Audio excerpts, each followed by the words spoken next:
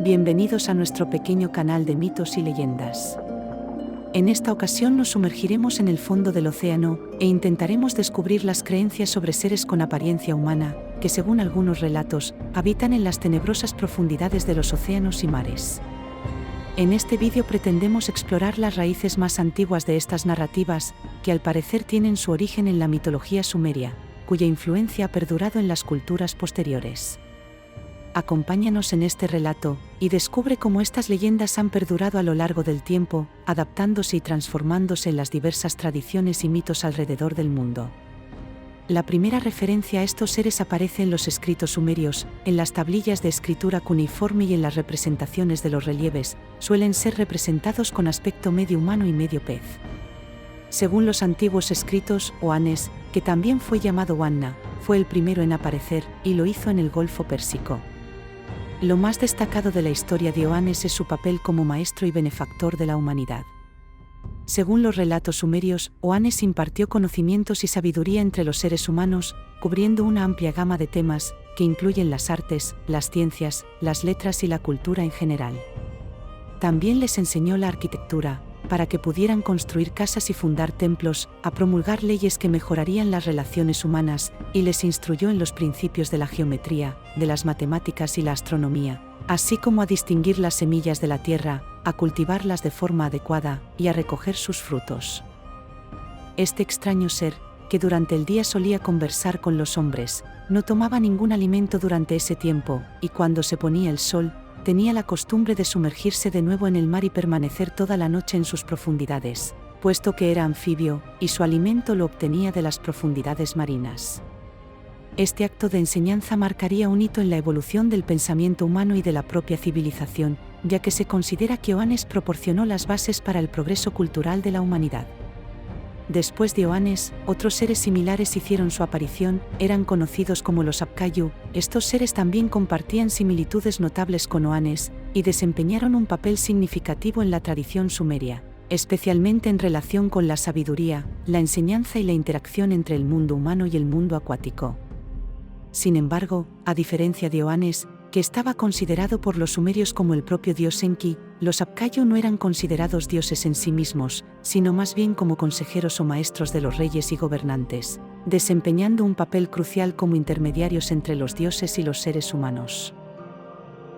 Algunos afirman que los Apkayu y los seres humanos eran capaces de tener relaciones conyugales, y que después de la gran inundación, aparecieron 4 Apkayu que tenían una gran parte humana en su constitución física, y engendraron una nueva raza de humanos que presentaban una considerable parte anfibia en su morfología. Se dice que estos nuevos Apkayus cometieron diversos delitos que enfurecieron a los dioses. Estos presuntos actos negativos contra las deidades superiores, y su papel de sabios consejeros de los reyes, ha conducido a varios estudiosos a equipararlos con los Nefilim del Génesis. En la tradición de la antigua Grecia también existieron seres anfibios, el dios Poseidón es un claro ejemplo de ello, pero existieron otros seres acuáticos, tales como los tritones y las sirenas. El geógrafo e historiador Pausanias, en el siglo II de nuestra era, realizó una detallada descripción sobre uno de estos seres, conocido como el Tritón de Tanagra. Esta ciudad pertenece a la antigua región de Beocia, y está situada a la izquierda del río Asopo. En Tanagra existía un templo dedicado al dios Dioniso, a quien una tradición atribuía haber defendido a las mujeres de la ciudad del ataque de un tritón. Según detalla Pausanias, los tritones tenían una extraña apariencia, en sus cabezas crecía pelo como el de las ranas de pantano, y no solo eran similares en el color de su pelo, sino también en la imposibilidad de separar un cabello de otro. El resto de su cuerpo era áspero, con escamas finas al igual que las de un tiburón. Debajo de las orejas tenían branquias, y la nariz era la de un hombre, pero con la boca más ancha y los dientes afilados como los de una bestia. Sus ojos eran azules, y sus manos estaban dotadas con dedos y uñas duras y afiladas, como las conchas del caracol marino llamado murex. Debajo del pecho y el vientre tenían una cola como la de un delfín en lugar de piernas y pies. Pausanias basaba sus descripciones en un tritón sin cabeza que era exhibido en Tanagra, y otro ser similar a este que se mostraba en Roma. Las sirenas son la versión femenina de estos seres anfibios. Las primeras historias conocidas sobre sirenas aparecieron en Asiria, en el año 1000 a.C. aproximadamente. La primera de estas sirenas recibía el nombre de Derceto, también llamada Atargatis, y era una diosa a la que solían representar con forma de pez, pero con cabeza, brazos y pechos de mujer. Derceto estaba considerada como la versión femenina del dios Dagón, que igualmente aparecía en las iconografías como un ser cuya mitad inferior tenía forma de pez. Dagón era el dios de los cereales y el protector de los cultivos, a los que daba fertilidad, y la deidad que enseñó a la humanidad a cultivar el trigo y labrar los campos, inventando para ello el arado. Su culto estuvo muy extendido por toda la región, y ocupaba un lugar prominente en los templos. En la Grecia clásica también existían las sirenas, aunque originalmente se las representaba como seres híbridos, con rostro o torso de mujer y cuerpo de ave, similares a las arpías, y habitaban en una solitaria isla rocosa. Pero a partir de la Edad Media adquirieron apariencia pisciforme, y entonces comenzaron a ser representadas como hermosas mujeres, con cola de pez en lugar de piernas, y su morada pasó a estar ubicada en las profundidades marinas. En ambas versiones se les atribuía una irresistible voz melodiosa, con la que atraían locamente a los marineros para conducirlos a una muerte inevitable. Los griegos les dieron nombres propios para distinguirlas entre ellas, nombres como Agláope, la de bello rostro, Telsiepia, la de palabras aclamantes, Telsínoe, la que deleita el corazón, Pisínoe, la bella y persuasiva, Parténope, la que emana un dulce aroma de doncella, y Ligeia, nombre empleado más tarde por Edgar Allan Poe, en el célebre cuento homónimo sobre una mujer de mortal belleza. Finalmente estaba Leucosia, el ser puro, Molpe, la musa, Radne, el mejoramiento, y Teles, la perfecta. En ocasiones solían utilizar instrumentos musicales para acompañar sus mortales cantos, tales como la flauta o la lira. En los pueblos eslavos, y según las tradiciones rusas, bielorrusas y ucranianas, existían unos seres femeninos llamados las rusalkas. En esta mitología, una rusalka era una especie de fantasma, un súcubo o demonio femenino que habitaba en los ríos y lagos. La naturaleza de las rusalkas varía en las diferentes tradiciones populares, pero todas comparten un elemento común: son consideradas como los espíritus inquietos de mujeres jóvenes, las cuales murieron de forma violenta y prematura antes de haber contraído matrimonio, quizás por asesinato o suicidio, y especialmente por ahogamiento. Se aparecen al viajero como hermosas mujeres, jóvenes y con el cabello largo, de color verde claro y la piel pálida. Se las puede ver después del anochecer, bailando juntas bajo la luz de la luna, y llamando a los jóvenes desprevenidos por su propio nombre, atrayéndolos con su melodiosa voz hasta la orilla del agua, y una vez allí los atrapan para ahogarlos. En el folclore británico, las sirenas estaban consideradas como presagio de mala suerte. Estas sirenas también podían nadar en agua dulce, y llegar hasta los ríos y lagos para atrapar y ahogar a sus víctimas. Fingían que eran personas que estaban a punto de ahogarse, y cuando el incauto intentaba prestar su ayuda, lo atrapaban y lo sumergían en las profundidades. En Gales es muy conocida y popular la historia de Daud, la princesa de la mítica ciudad de Keris, una ciudad que debido a los pecados de la hija del rey, la joven y bella Daud, fue condenada por los dioses a ser tragada por las olas. Cuenta la leyenda que cuando el padre de Daud, el rey Gradlón, intentaba escapar de la inundación junto a su hija, ésta cayó al mar, donde sigue desde entonces transformada en una sirena, nadando eternamente entre las ruinas de aquella ciudad. Otra leyenda muy popular en Gales es la de la sirena Murgen. Según esta leyenda, en el siglo VI, una sirena fue capturada y bautizada en el norte de Gales, y se le enseñó la lengua nativa. Se dijo que no era pez porque cosía y hablaba, pero que tampoco era mujer porque podía vivir bajo el agua. La sirena figuró como una santa en ciertos almanaques antiguos, bajo el nombre de Murgen, que significa la mujer que vino del mar. En la tradición irlandesa, estas criaturas anfibias reciben el nombre de merrows. Se cree que el número de hembras es superior al de los machos, aunque estos son mucho más feos que sus compañeras. Los merrow masculinos poseen dientes puntiagudos y rostro semejante a un cerdo. Todos los merrows, tanto masculinos como femeninos, se caracterizan por las membranas de sus manos, por su hostilidad hacia los humanos y por sus prendas mágicas, las cuales les permiten atravesar cualquier corriente oceánica. Todo hombre o mujer que le roba la prenda a un merrow tiene poder sobre él, y en muchos relatos, varios hombres esconden estas prendas, obligando a las hembras a casarse con ellos. Los hombres ganan así esposas bellas y ricas, debido a los botines que estas criaturas obtienen de los naufragios, pero si la esposa Merrow recupera su prenda, la llamada del mar será tan fuerte que acabará abandonando a sus hijos y a su marido. En la mitología escocesa, existe una sirena llamada Ceasc, que significa doncella de las olas. La parte inferior de esta sirena es como la de un salmón. Se dice que si alguien consigue capturarla, la criatura le concede 3 deseos si la devuelven al agua, pero cuando un hombre se enamora de ella, la mujer salmón lo seduce y lo arrastra a las profundidades. También son famosos en Escocia las selkies, una especie de hadas marinas que en el mar adoptan la forma de una foca, pero que al llegar a tierra se deshacen de sus pieles para tomar la forma de una hermosa mujer. Al igual que los Merrows de Irlanda, todo hombre que quiera una esposa selkie solo tiene que robarle la piel de foca, pero si ella encuentra la piel, volverá al mar para siempre. Se afirma que los hijos nacidos de la unión de hombres y selkies tenían membranas que unían los dedos de sus pies y de sus manos. En la tradición china, y según se narra en algunos cuentos antiguos, las sirenas son una especie de mujeres marinas cuyas lágrimas se convierten en perlas preciosas. Estas sirenas también pueden tejer un material muy valioso, que no solo es muy ligero, sino también hermoso y transparente. Debido a esto, los pescadores siempre deseaban atraparlas, pero su hermoso canto lo dificultaba. En estas leyendas chinas, las sirenas eran unas criaturas maravillosas, hábiles y versátiles, y estaba muy mal visto que los pescadores quisieran capturarlas.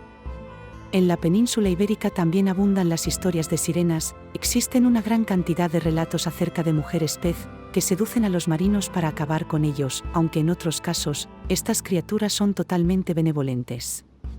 Es famosa en Cantabria la historia de la Sirenuca, una sirena que antes de sumergirse en los mares fue humana.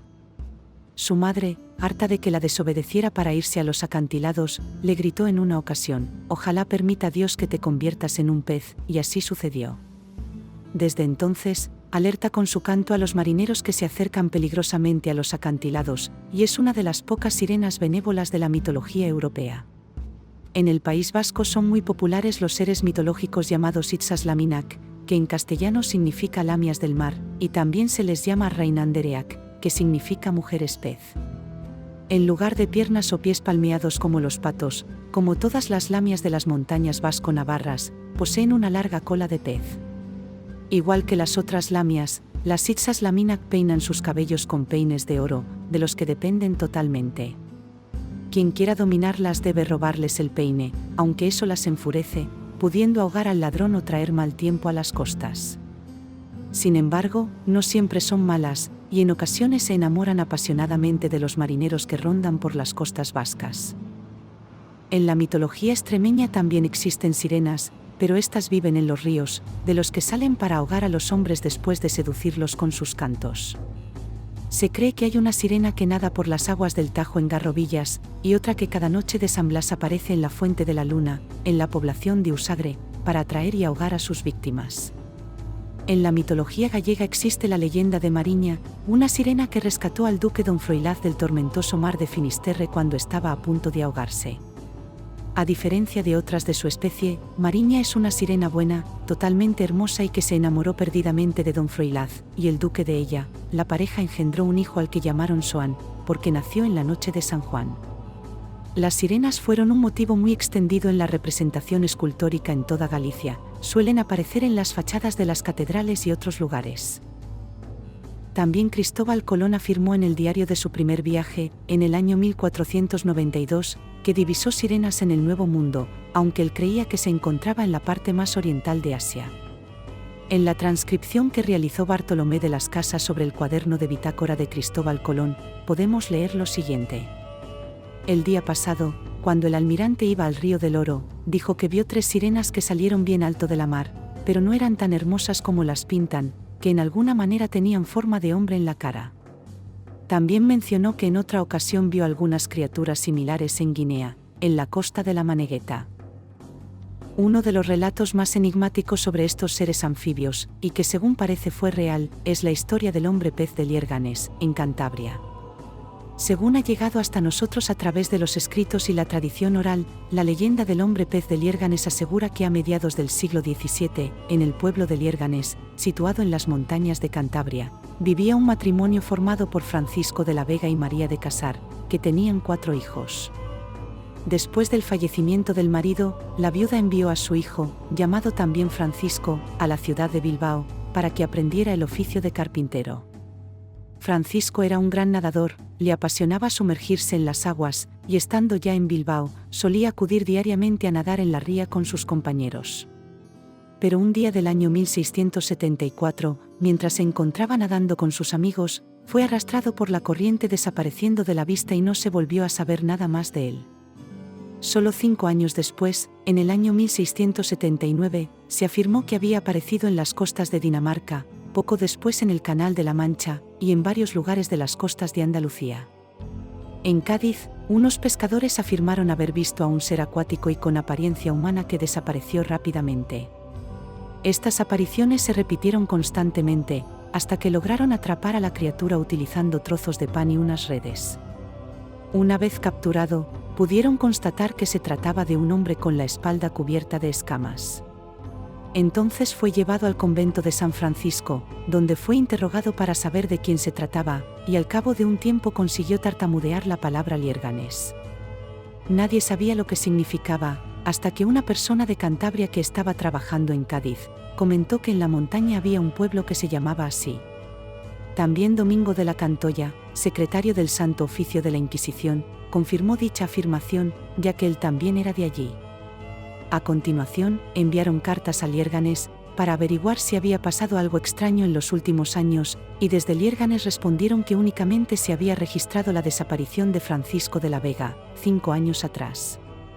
Entonces Juan Rosendo, un fraile del convento, acompañó a Francisco hasta Liérganes, para comprobar si era cierto que era de allí, y cuando llegaron a la altura del monte de la dehesa, Francisco se adelantó y corrió directamente hasta la casa de María de Casar, que rápidamente lo reconoció como su hijo. Ya en casa de su madre, Francisco vivió tranquilo sin mostrar ningún interés por nada, iba descalzo y a veces desnudo, y apenas hablaba. En ocasiones estaba varios días sin comer, presa de la melancolía, y no mostraba interés o entusiasmo por nada. Tan solo se dedicaba a llevar cartas a poblaciones vecinas, incluso hasta Santander, donde llegó en una ocasión tras haber nadado desde Pedreña, entregando la carta totalmente mojada. Después de 9 años en casa de su madre, desapareció en el mar sin volver a saberse nunca más nada sobre él. En la actualidad hay muchas opiniones y discrepancias acerca de la posible existencia de estas criaturas mitológicas. Esta diversidad la encontramos en documentales y artículos que aseguran que son reales, incluso argumentan con supuestas pruebas la realidad de su existencia. Un ejemplo de ello es la fantasía en forma de documental televisado de la cadena Animal Planet, de Discovery Channel, titulado Mermaids, The Body Found, y muchas personas pensaron que lo que allí se mostraba eran pruebas concluyentes de su existencia. Hoy en día la ciencia no está en condiciones de confirmar o desmentir la existencia de estos seres, las profundidades del océano son, hoy por hoy, insondables. En la actualidad sabemos más de lo que sucede en la Luna o en Marte, que sobre las criaturas que posiblemente habitan en las profundidades abisales de los océanos y mares. Gracias por acompañarnos en este relato y hasta pronto.